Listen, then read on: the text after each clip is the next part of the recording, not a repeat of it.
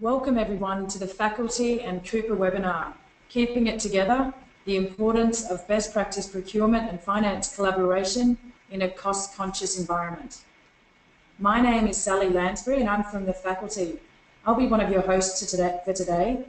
I'm responsible for the Faculty Roundtable program, which includes looking after our members across Australia.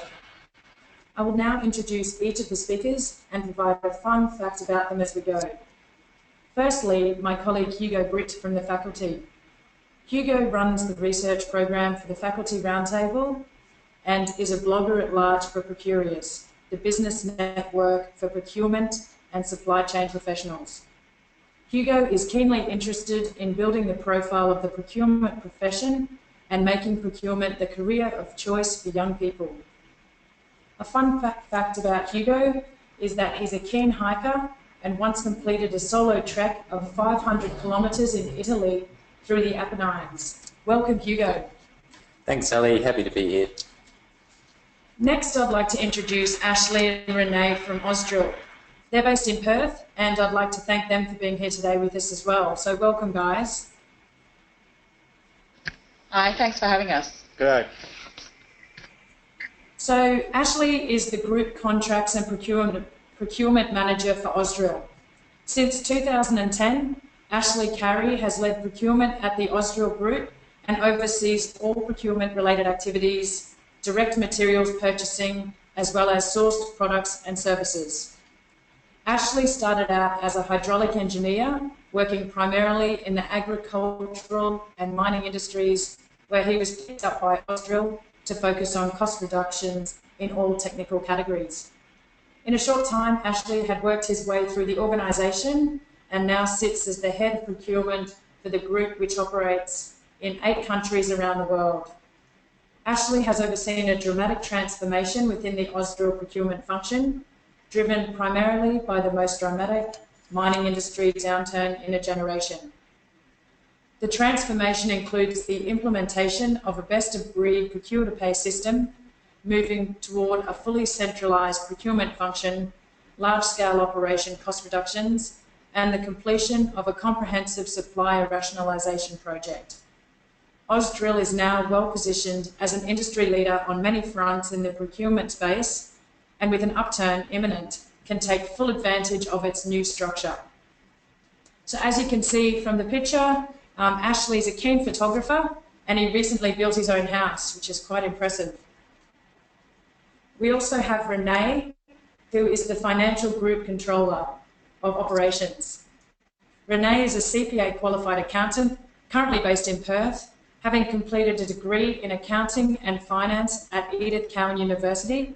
She works extensively in Western Australia and throughout West Africa in the mining services sector. Renee takes a hands-on approach when developing operational focused financial solutions in the mining and energy services sector. So thanks very much for being here from Ausdrill. Next, and also the fun fact about Renee, as you can see from the image, she was recently kept company by a wild emu while sleeping on a hammock. Last but not least, I'd like to introduce Keaton Miller from Coupa, and he's all the way from San Francisco today. Keaton is the Regional Vice President of Professional Services and Customer Success at Coupa Software for the Asia-Pacific region. Keaton has spent a majority of his career with KPMG's management consulting practice, advising his clients on how to better leverage the value of the procurement function. His past experience also includes a successful track record of developing, managing, and deploying large-scale global transformation initiatives in the areas of procurement, strategic sourcing, operations, supply chain, finance, and shared services. Keaton has an MBA from the University of Texas School of Business and a Bachelor of Arts from Stanford University. A fun fact about Keaton is that he used to be a professional comedian. So welcome today, Keaton. Thanks, Sally. There's a reason why I'm working at Coupa now. Didn't work out, huh? That's right. Okay, just before we get started, I've just got some housekeeping items that I'd like to hand over to Hugo. For those of you who are first time listening to the webinar, here's a quick checklist of how to participate. You can listen via your computer speakers, and there's a default setting. For best sound, use your headphones, or alternatively, you can dial in via the phone. Contribute. Use your web live control panel to ask a question. We'll take some Q&A at the end, so put your questions in the text box along the way, and we can look at these at the end, which will be in about 45 minutes' time. Feedback. It's important to hear your thoughts. There'll be a brief summary and survey that will open at the end of the event, so please take a minute to complete. And finally, and most importantly, we record all our webinars and we will store this on our Procurious website in the learning section. So that means if your colleague missed out today, they can still access this in the future. I'll also go over some of the main features of how you can participate. You can maximize or minimize the control panel by clicking on the orange arrow, as you can see on the screen. In relation to audio, default is set to your computer mic and speakers, and if you're having trouble with your computer speakers, please dial in via the telephone. And please note, audience members' microphones are muted. However, we do encourage you to submit questions via the question box. Another way that you can participate and interact in the webinar is the interactive polls, and we'll have a couple of these throughout. An image will appear on your screen and we'll ask you to respond, so if you just choose the one that's most relevant, and then we'll share the results as we go. I'd now like to hand over to Hugo. Thanks for having me here today, Sally, and I'd like to add my welcome to Renee and Ashley from Ausdrill and to Keaton from Coupa. We're looking forward to hearing their story and gleaning some insights that our listeners can take back to their own organisations. Now, the purpose of this webinar is to focus on two things. Firstly, why it's important to have best practice communication between procurement and finance. And secondly, the stresses that this relationship can come under in a cost-conscious environment, otherwise known as a business downturn, and how they can be successfully overcome. Now, I know that Renee and Ashley have their own story to tell on this topic, but to set the scene, I'd like to share some insights from the faculty's own research paper called Making It Stick, which focused on how procurement teams can drive identified benefits all the way to the bottom line. Before I go into the detail, I should mention that you can download the Making It Stick report along with our recent procurement benchmarking paper and the faculty's roundtables brand new best practice case studies from the handout section here in the webinar control panel. We like to give away digital goodies like this as they're absolutely on topic and they demonstrate some of the research we do here at the faculty. If you have any trouble downloading them here, please jump onto our website at www.thefaculty.com.au to download there. When we surveyed a number of the region's leading CPOs and their teams about why up to 50% of identified benefits were never realised, one of the recurring themes that repeatedly came up was a lack of alignment between procurement and finance. To quote David Henchliff, one of our roundtable members and CPO at Santos, how procurement measures success must be aligned to what the business views as success. This means that together, finance and procurement must link all benefits to overall business values and goals. They must agree on definitions, baselines, and measurement methodologies for each benefit type. To expand on this last point, definitions of procurement benefits are absolutely vital. Without agreed upon definitions, finance could potentially dispute or even dismiss as irrelevant the savings and other value that procurement has worked hard to put in place, and it does happen. According to our Making It Stick research, benefits definitions should be categorized by benefit type, obviously agreed upon with finance, clear and concise, written using shared cross-functional vocab, that's plain English, not procurement jargon, linked to business targets, and linked to a clear set of measurement and validation methodologies. In the 2015 to 2016 benchmarking project, where we conducted hundreds of surveys and interviews amongst the procurement teams of the faculty roundtable member organisations, we uncovered some great news. Firstly, procurement functions continue to grow influence within their wider organisations. And amongst this Australian group, we have an average managed spend of 73% in 2015, up from 68% 4 years previously. On average, procurement teams have achieved annualised cost savings of 6% of managed spend, up from 3% in the last time we did the survey. As far as roles go, only 15% of procurement roles are described as admin or supporting, reflecting the increasingly strategic nature of procurement and the subsequent need for the professional and managerial level full-time equivalents. And the adoption of P2P automation has increased hand in hand with a decrease in the number of admin or clerical procurement roles. And this trend is expected to continue with the ongoing emergence of fantastic new automation-enabling technology. But one of the main problems that we discovered, or opportunities to use consultancy speak, and I must say it came up again and again when we spoke to procurement stakeholders, was poor communication. Communication from procurement to the business was generally described as insufficient or ad hoc. This negatively impacts the perception of procurement's value proposition, its stakeholder collaboration, and contributes to any existing silo mentality. And finally, the faculty's recently published Outliers Best Practice Case Studies also deals with this topic.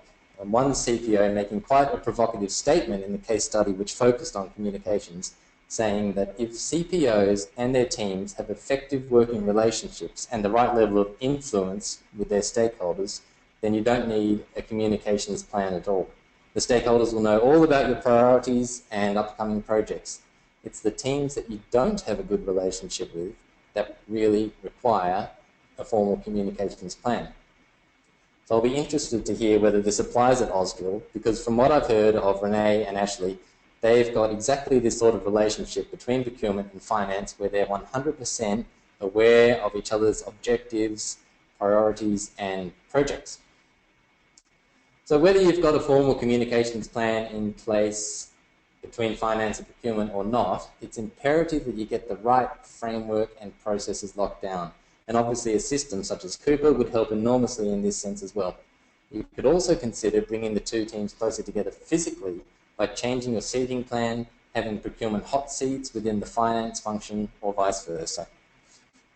Once all this is in place, the causes of the majority of disagreements between procurement and finance will have been removed, and you'll have the foundation needed to weather any storm as a business goes through upturns and particularly downturns. Which brings me to the second part of this topic, which is the stresses that the relationship between procurement and finance can come under in a cost-conscious environment. Now, as our guests from Ausdrill are from the mining sector, I thought it would be valuable if I very quickly set the scene about the rise and fall of Australia's mining fortunes, particularly since we have a lot of listeners today from overseas. Now, mining in Australia generates $138 billion per annum, contributing to around 7% of Australia's GDP. The industry employs nearly 190,000 people directly and a further 600,000 in support industries. These are big numbers when you take into account that Australia's total population is only 23 million. The resources sector makes up almost 1/3 of all the companies listed on the Australian Stock Exchange, and importantly, mineral exports contribute around 35% of Australia's total exports. The recent resources boom has been described as Australia's biggest since the famous gold rush of the mid-1800s. It began in around 2003 or 2004 when prices started rising dramatically for key commodities like iron ore and coal. A lot of the analysis around this topic focuses on the increased demand from China and other Asian countries, but essentially the boom began because there was short supply. There have been very low commodity prices for more than a decade, particularly in iron ore, and major Aussie companies had actually been under-investing in creating new supply. So the boom came about due to a combination of short supply and strong demand. The strongest demand came, of course, from China, which back then took the world by surprise with its extremely rapid growth and industrialization, which has slowed right down in recent years. The main thing that happens when a country industrializes is that it's very steel intensive. They build freeways, high-rise towers, all that new infrastructure, and it requires steel. And the two things that you need in steel are iron ore and coking coal, and Australia is one of the world's largest producers of both these commodities. Commodity prices shot up across the board. Iron ore, for example, went from $20 or $30 a tonne to around $170 a tonne. Thermal coal went from $40 a tonne to over $150 a tonne. The benefits for the sector and for Australia itself were enormous. As the rest of the world was hit by the global financial crisis and their economies suffered and their unemployment rates went up, this boom in Australia was so powerful that it overrode that effect. We essentially escaped the GFC due to the huge impact of the mining boom. The Australian dollar shot up and at one point was over the US dollar, which is quite rare. The Australian government had a $330 billion revenue windfall. There was a huge increase in mining sector jobs. Salaries were enormous. Even truck drivers at the mines were getting $150,000 a year. Workers were flying in and out of mining towns every week, and property prices in these towns out in the middle of the desert often went crazy, shooting up from around $200,000 to $1 million per house. It's difficult to say when the mining boom peaked, but it was around 2012 or 2013. The main factors that led to the downturn were a global drop in commodity prices, along with slowing demand from China, which had steadily been consuming over 50% of all Australia's mineral exports. A lot of Australia's large mining companies discovered, to their dismay, that they had over-invested in new projects and infrastructure. And of course, a lot of people found themselves out of work. About 122,000 jobs were created during the boom, mostly in mining construction, and approximately 75,000 of those have been lost since that 2012 peak, with more expected to go. And the prices of commodity exports have declined a further 40% in the past 2 years. So that's where we are today. Companies across the resources sector have survived by tightening their belts, shedding projects and staff, and the fact that Ausdrill is a success shows that they've had intelligent leadership steering them through some of the tough times in Australian resources. To head back to today's topic, it's worthwhile looking at what actually happens on the ground in a business that's staring down the barrel of a disruptive event like a commodity price drop. Firstly, they reduce spend dramatically, and procurement suddenly finds itself in the spotlight, for better or worse. Time and again, I've heard from CPO members of the faculty roundtable that in a way, they love a downturn, as it provides the burning platform that they've needed to push many of their initiatives and ideas across the line. Secondly, business objectives and targets change, and change again, and change a third time. Whether this is the result of a business trying to be flexible, or whether it's just panicking, or whether they're rapidly churning through a procession of CEOs is irrelevant. The question is whether functions like procurement and finance are able to rapidly adapt and change with the business. A research paper from Ardent Partners last year talked about how procurement can find itself left behind when a business is changing fast. The initiatives they've been working on, the benefits that they've been tracking and measuring can suddenly be seen as irrelevant, as the business strategy and core objectives rapidly and continuously change. What needs to happen in this situation is for procurement and finance to have a flexible framework in place that allows for the agility to rapidly shift to a new set of business objectives when required. One of the main aspects to look at is your organizational scalability in a high or low growth environment. Procurement strategies and processes that have worked well in the past might not cope as the business expands and contracts its workforce, requires new systems and programs of work. To ensure procurement isn't left behind, good communication with finance is absolutely critical. The two teams should really be in lockstep together.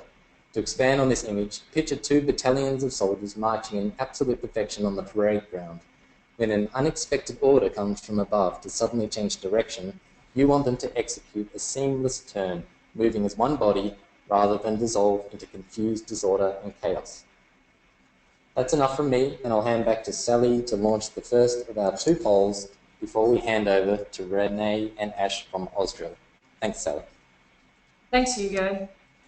We're just going to be launching the poll now. So if you could actually, this is the interactive part, so you'll be able to actually vote as to which response you think is most appropriate.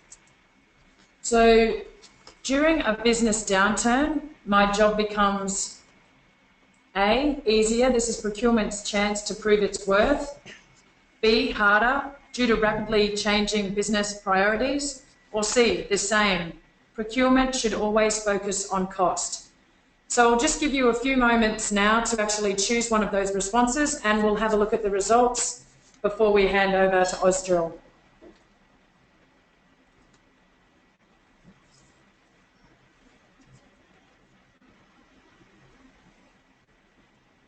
So it looks like a few of you have already voted. We'll just wait a couple more seconds before we actually launch the results.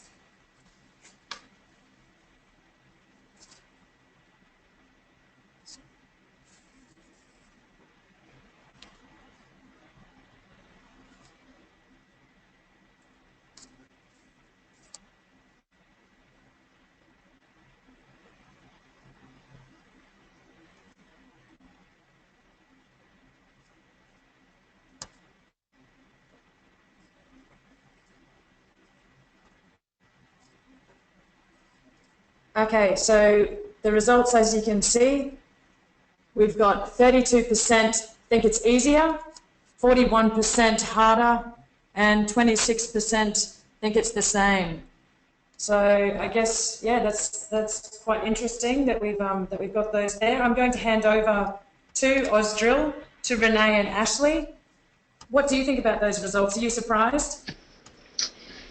Yeah, look. Personally, I am surprised. I would say, obviously, procurement always has to look at a bottom line outcome to, like a cost reduction outcome to all their initiatives and projects. So there is harder elements in a downturn, but there's also things that make it easier. So I'd say there's a balanced sort of answer. I think maybe you could have actually put a selection which encompassed a few of those answers. You might have had a bit of take up of that.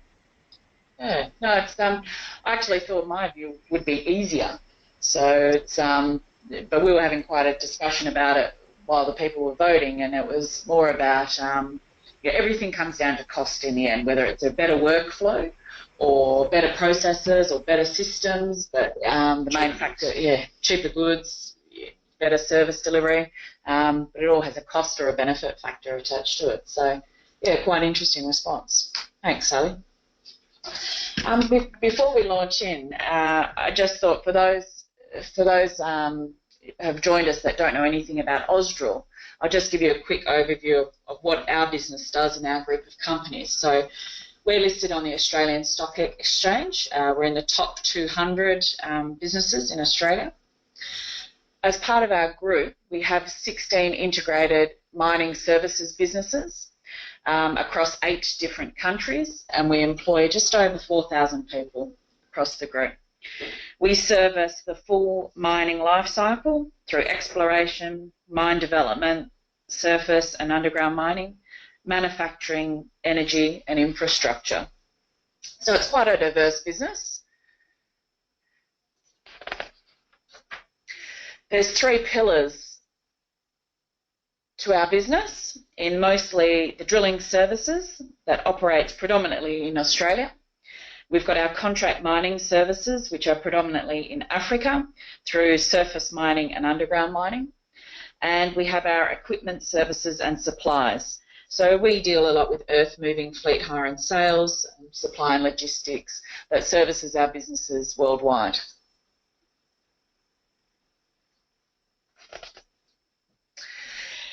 We believe we've got certain edges in our business compared to our competitors, with our main focus is on innovation and automation, and we deliver a flexible and adaptable service offering to our clients.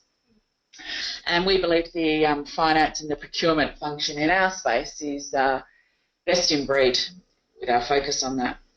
We are Australia's largest exploration and production drilling company, and we are Africa's largest complete mining services provider. We're also one of Australia's leading suppliers of mining equipment, parts, sales and rentals.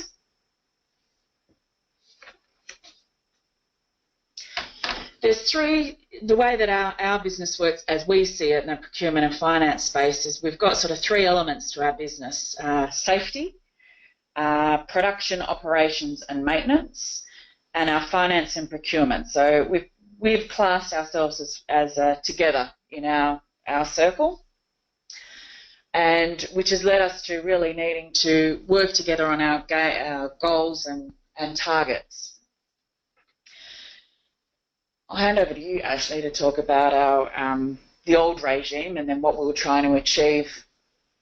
Yeah, so sort of historically, Ausdrill we're a very decentralised business. It's grown rapidly over the last 10 years through, it's obviously organically, but there's been a lot of acquisition as well, and generally with acquisition comes sort of a disjointed sort of setup. So obviously there's always a pathway to integrating the businesses, but that can take some time, especially in a boom cycle. You're sort of more focused on operational outcomes than consolidation of business units. So sort of when I came into the business, back 7 or 8 years ago, it was very, very much everyone for themselves. Each business had its focus on its own goals. The services within the business were completely detached from the other services amongst the group. So you really had 17 independent companies with its own solid services departments operating autonomously from one another. So it was obviously it worked for the business at the time to a point. There was no real measurements of what it was costing the businesses, so they sort of didn't focus on how to obviously improve that. So it was my job and Renee's job to sort of come in, look at that, look at where there could be efficiencies gained through a more consolidated approach, and obviously that's where we headed towards. So we had obviously a paper-based requisitioning system, which meant that people in the field, all purchase orders were basically generated off a paper written requisition. So very inefficient in the way that obviously details were scant.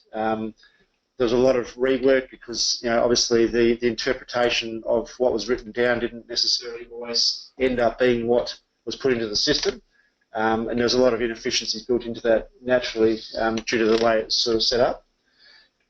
Purchase order numbers were sort of run through. It was a very sort of fly by the seat of your pants sort of setup. So an operator in the field could ring a vendor and basically just quote his name as a purchase order. And obviously that when that comes back to finance to pay the bill, there's no traceability, there's no system-generated order. So once again, more rework generated, which is built in sort of inefficiencies all the way through. So that would have to go back through the system again, which would double the amount of work that would take if we did it properly from the start.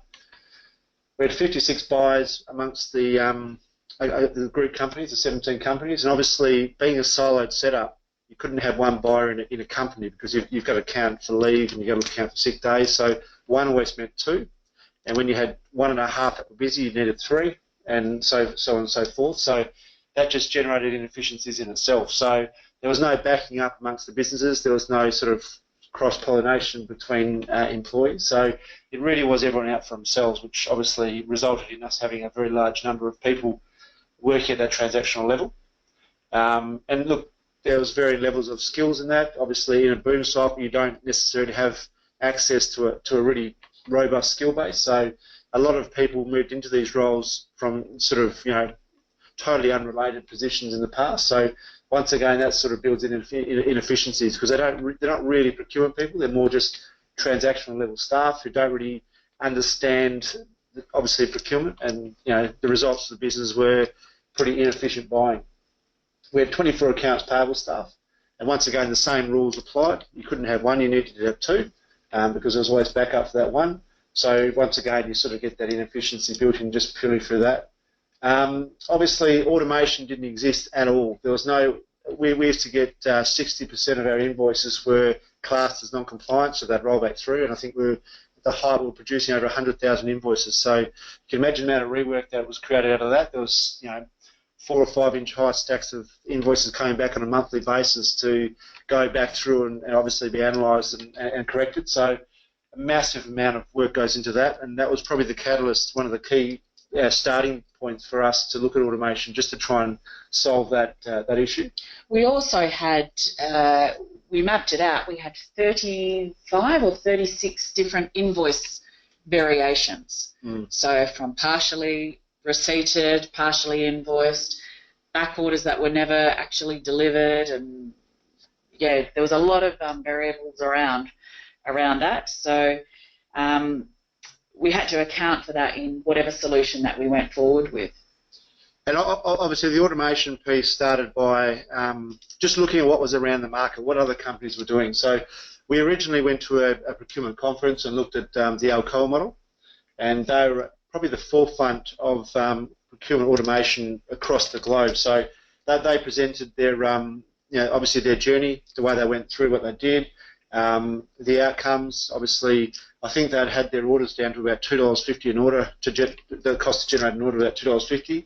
Ours was sitting at about $86 at the time. So we saw that as where we wanted to be, and obviously that commenced the journey as to how we get there. So we basically built a discovery team to start with, of 4 people. So we had a head of finance, we had a business-related finance person, a head of IT, and a head of procurement.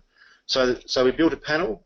So it was it wasn't one arm of the business making a decision for the others. It was basically all working together to meet an outcome that met all business needs, not just procurement, not just finance, and not just IT. So our focus was not to have IT necessarily intimately involved in the whole process, but obviously this being an IT solution, they still had a part to play in the selection process. And obviously, insourcing versus outsourcing was a big consideration, and we're still going through that. That's the next stage. So initially, automation needs to be achieved before you can really look at insourcing and outsourcing, because in our organisation anyway, because obviously to outsource an inefficient workflow, you're just basically going to make it worse. So obviously ease of use was another big factor in our selection process. We basically wanted a software solution that could work for the guys in the field. And now we've got people who are illiterate out in the field who know how to operate a drill rig really, really well. But often these guys don't necessarily have a great education behind them. So we needed a software solution that was very visual. Guys could pick goods off pictures, and obviously so sight for them is a major thing. They can see the product in front of them, and we needed them to be able to see that product in the system through an iPad interface, or a laptop interface, or even a phone interface. So the ease of use was very, very important for us. So without ease of use, we wouldn't get the uptake in the field, and then obviously that would stymie our automation push. So, yeah, not that we knew it at the time, but that became the most critical point to us resetting how we were going to buy items and services. Absolutely, and that's a major thing. We're going to get requisition to invoice, the full cost benefit. We needed that. We needed for guys in the field to be electronically requisitioning. So interactive was the main thing as well. Obviously, we've had a big push behind the development of our tools, and procurement's one part of it, but the actual user, the end user, is the most critical element of getting the procurement tool to work right. If you don't get the interactive nature of it set up correctly, and obviously then using it properly, you don't get the full benefit. We also looked at, it wasn't just a procurement package that we were after. We were something that could service the full procure-to-pay life cycle, so including expenses, accounts payable, sourcing, those kind of elements all came in our search for what would work for our business. Ashley and I are probably two good communicators in our own right, so we sort of naturally gravitated towards each other when we were looking for solutions. And in our business, in the past, any software solution had been managed by our IT department, and really we took it upon ourselves to manage the expectation of the kind of solution that we needed. So we needed to be able to stand up in front of our stakeholders and said, this will work for these reasons, and we have accounted for this issue. So we had to really get to know our stakeholders and the people that were going to use the system and rely on the system and have to sell it to their staff, remembering that Ausdrill operated in the silo environment before. So we needed to look at or manage our expectations, and the way that we had done that at Ausdrill was we wanted to know what is the best practice in our environment. So Ausdrill as a business, we know mining services. So we don't really know how to buy things effectively. We don't really know how to process invoices effectively. They're just sort of back office functions in our mind that were added on in the need to know the mining services industry. So we had to look at, define what success is to our business, because that can become many things to many people, but as long as you know what the outset is at the beginning, you can work on that. So any system, automated or otherwise, would only be used by our business if the troops could see value in the system. So the guys on the field, the guys operating the drill rigs, they were probably our biggest stakeholder, because if they weren't going to use it, it was never going to succeed. It doesn't matter what system that you went with. So our focus, and it wasn't really glaringly obvious when we started, but we needed to make it easy for our people to use in their everyday purchases. Now, what we've also done in that regard, we obviously looked at a few sort of tactical outlay options pretty much. So we looked at the big bang approach, which means rolling a mass of iPads and laptops out amongst all the users in the field. Now, we've got a very tech-hostile following within Ausdrill. So our guys don't necessarily respond well to new technology. They like the old way of doing things. The old saying, if it ain't broken, don't fix it, is quite prominent in this organisation.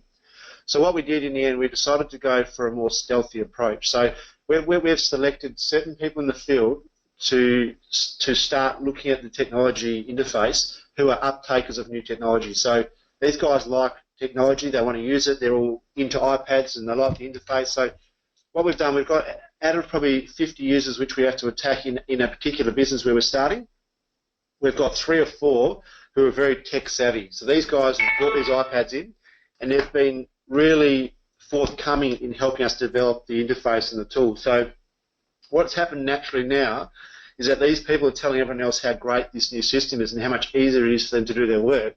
We're actually getting requests now from people to have these things implemented in their area. So we've actually created a demand rather than pushing this out to the field,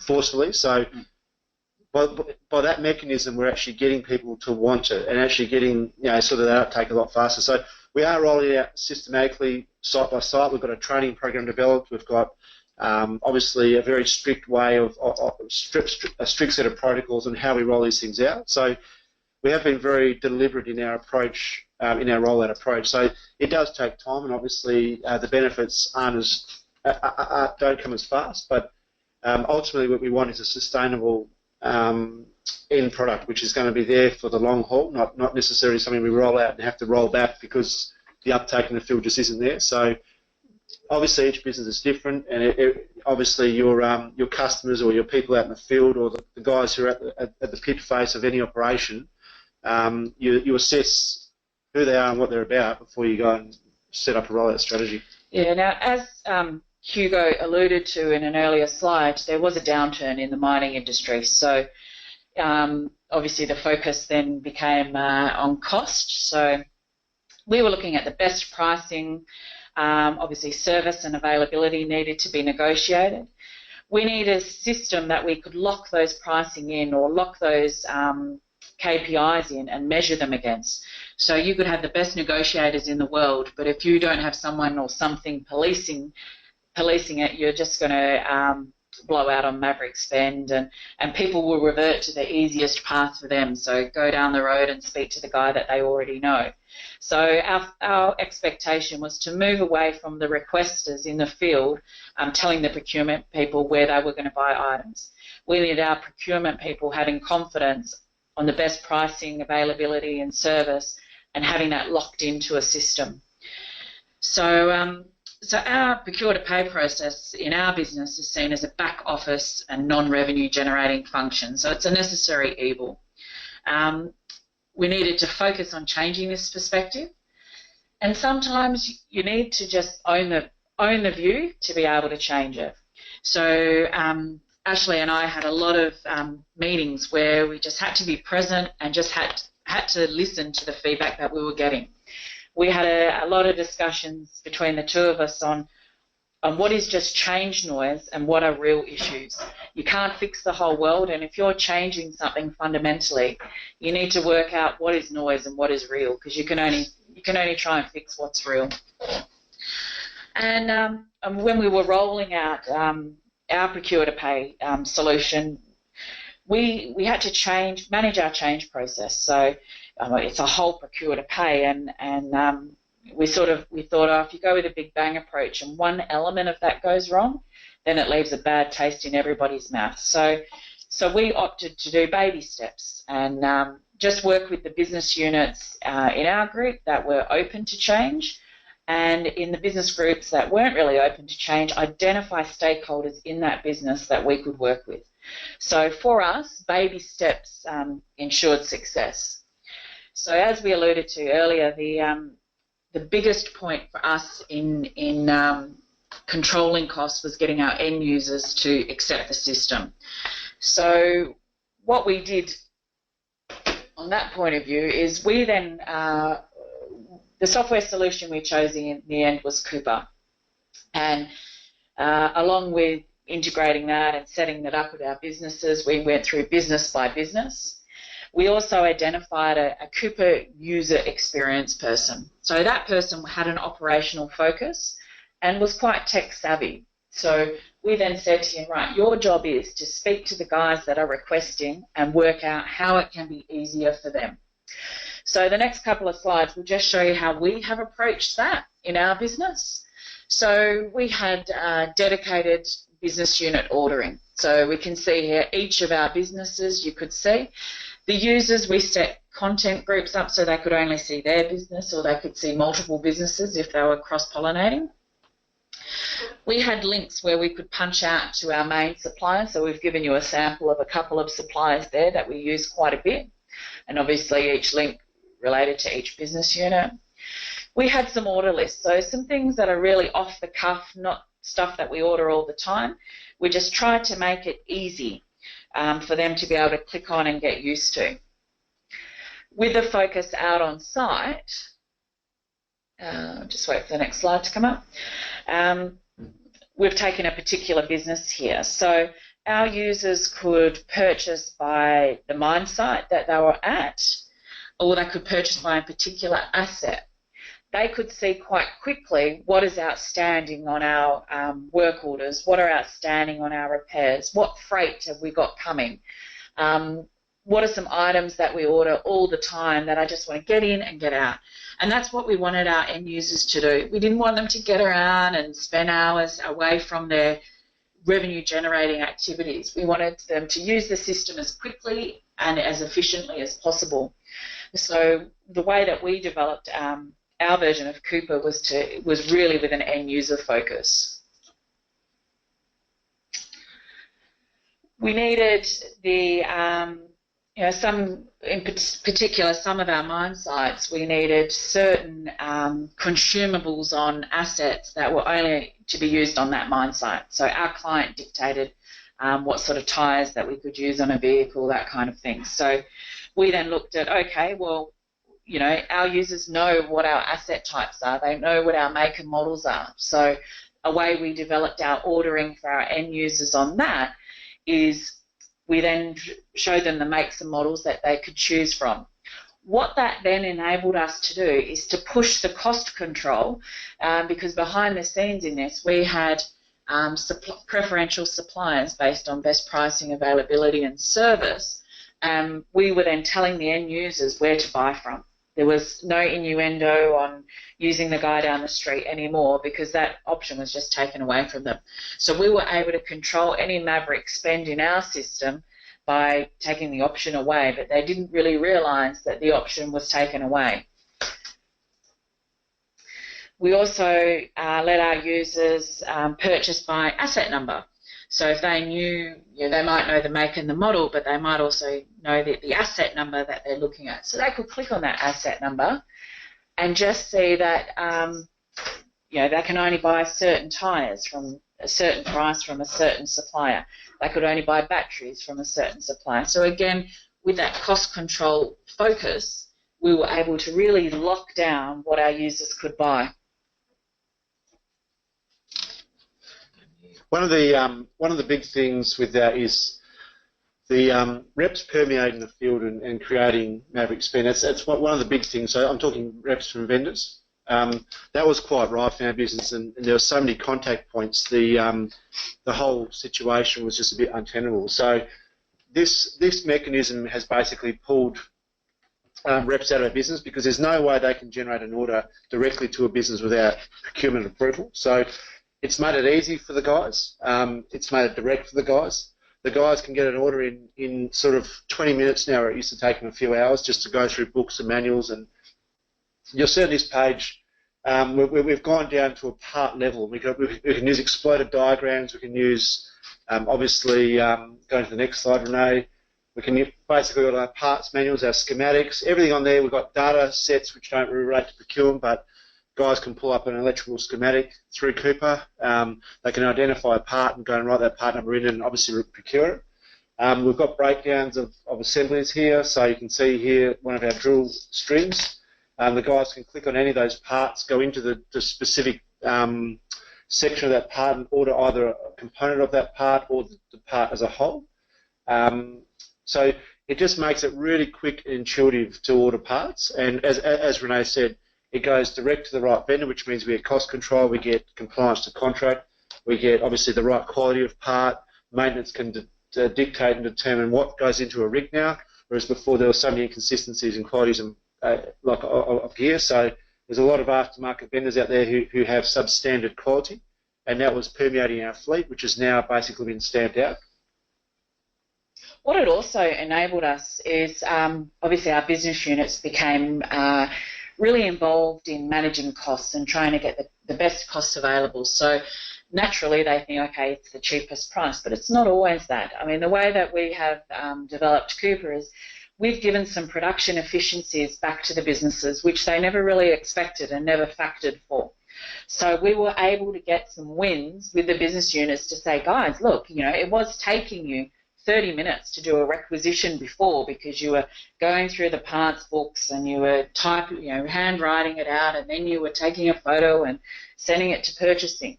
It now takes you a minute because it's all there. It's so quick and easy. So that was able to get some confidence in our business units on what we were trying to achieve, and we were demonstrating on how it was improving their cost base as well. So just little things it made, and it was also in the boom market. We were employing a lot of green type people out in the field that didn't understand that bit didn't really go with that bit, and there were quality issues around that. So we really just enforced the maintenance protocols by telling the users what goes with what. So again, that end user focus on us has really delivered much more than dollar for dollar savings. It's really given us a lot back in terms of efficiency, and obviously better control out of that by increased revenue.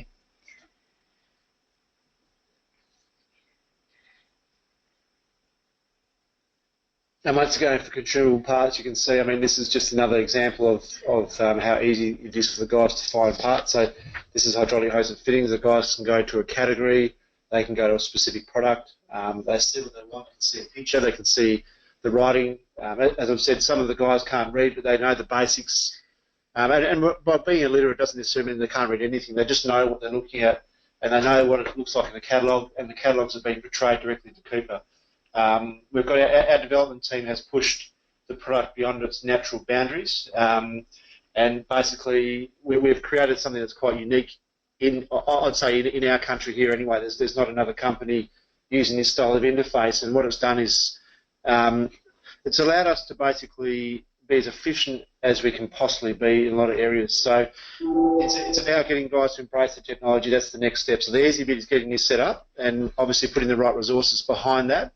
And once you've put the right resource behind the setup, you can then reduce the amount of overall resource you have in procurement, because all the selection is done at the requisition stage. The selection is not done at the procurement stage, which is naturally the way it happens. In a written rec, you've got to decipher what the guy wants. You then have a choice to make, which vendor do you go to, whereas it's all done in Coupa before it even gets to the buyer. And in a lot of cases, whether there's a contract in place, a price predetermined, and a vendor predetermined, the purchase doesn't even see the buyer. It goes directly through to the approver, which then goes directly through to the vendor. So we've actually been able to dramatically reduce our amount of people in that buyer role, just purely by getting this level of automation sort of happening.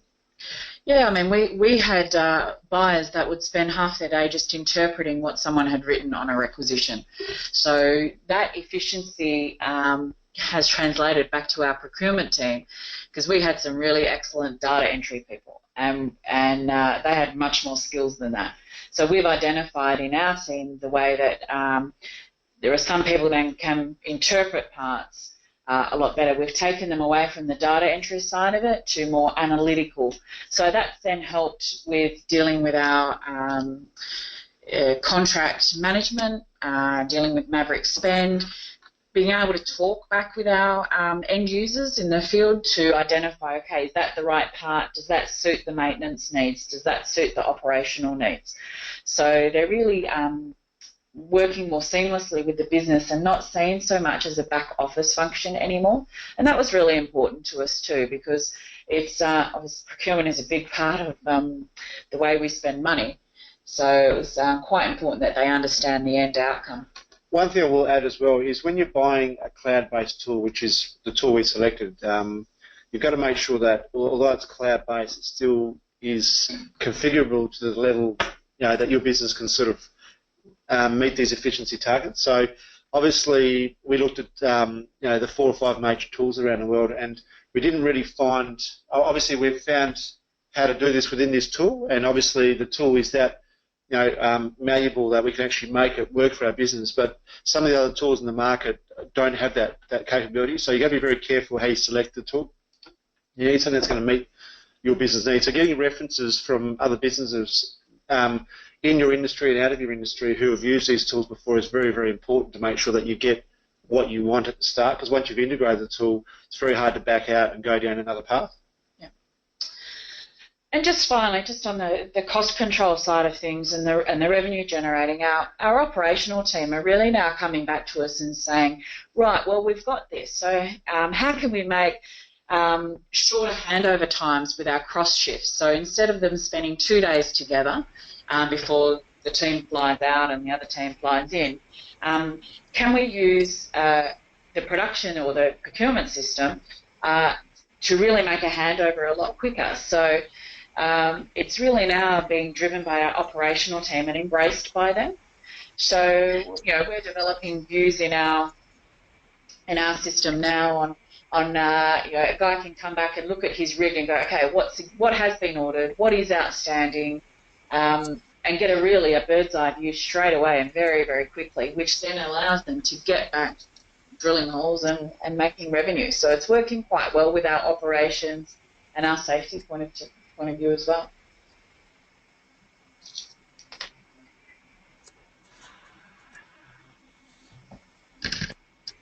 Okay, thank you very much for your comprehensive overview. You really went into a lot of detail with that. So, yeah, I'm sure all of the listeners are very grateful. I'm now going to hand over to Keaton from Coupa, and I just wanted to hear if he had any comments on what he's heard today from the perspective of a systems provider. Thank you, Sally. So for those of you that aren't familiar with Coupa software, we're a single unified cloud-based platform with serving over 500 customers globally. And our mission really is to make sure that we drive measurable value as defined by savings to our customers. So as you heard in Ausdrill's story today, that on their journey to drive those savings in a cost-constrained environment. And what you're seeing in the slide here is some common themes or common value levers that we typically see with our customers that are looking to drive value out of their platform and their overall procurement transformation journey. And you could see the importance of aligning finances goals, so some of the things you had heard Renee talk about around driving profitability, giving more visibility and control into what's being bought, making sure that's being translated into the impacts to the operating business units' budgets, as well as Ashley's goals of reducing cost and bringing more of that maverick spend under management. So finance and procurement are often some of the most important stakeholders in our procurement projects, But as you can see, it also takes other stakeholders across the business to drive that value. So other organizations, including IT, to help deliver that solution, as well as aligning with the executives in terms of what are those overall business goals, and how are the business drivers that you've let out for these projects going to align and meet those business objectives. So at the end, it's about bringing all stakeholders along to that journey and making sure you're aligned on what you're trying to accomplish. And with that, I'll turn it back to Sally. Okay, great. Well, it's coming up to, we've only got a few minutes left, so we've just got a couple of questions that have come through. So I'm just going to ask those, and then we'll finish up today. So just for Renee, actually, this question. Procurement and finance in different businesses are not always aligned. How do you even start? How do you actually make that first step? That's a great question, Sally. I would just start a conversation, I think. Find out who your procurement person is, or procurement, find out who your finance person is, and just go and say hi. You actually will be more aligned than you think. And if you just start a conversation about, okay, you know, I'm hearing this noise within my business, how can we help? Because apart from your payroll, procurement is the largest function that spends money in your business, and the finance team need to be interested in and fascinated by that. Yeah, right. Yeah, there's some good points there. We've only got one question left that we've got time for today, and I might do this one for Keaton. What are some typical best practices you've seen to ensure alignment between procurement and finance with procurement system implementations? And maybe just give one example that you can think of off the top of your head. Sure. So I think there's two really critical ones. One that was touched by a little bit earlier today by Hugo, which is translating procurement savings into a language that finance can understand. So really bringing in alignment in terms of what are the overall objectives or value that we expect to achieve on that project, and how do we translate that into business outcomes that all the stakeholders can agree upon. So I think that's one key one. The other, I would say, is making sure that you have the right stakeholders aligned at the project level as well as the steering committee, so that everyone is bought into what the project is and what you're trying to accomplish. Okay, great. Well, that actually brings us up to the 60-minute mark. So I really wanted to say a big thank you to Renee, Ashley, Keaton and Hugo for taking the time today to come in and have a chat to the group, and also for sharing some great insights about the importance of collaboration between procurement and finance to get some real results. As I mentioned earlier, we'll be putting this webinar on our Procurious website, and it will be in the learning section. And I hope you found it beneficial, and enjoy the rest of your day. Thanks a lot. Bye. Thank you. Thank you.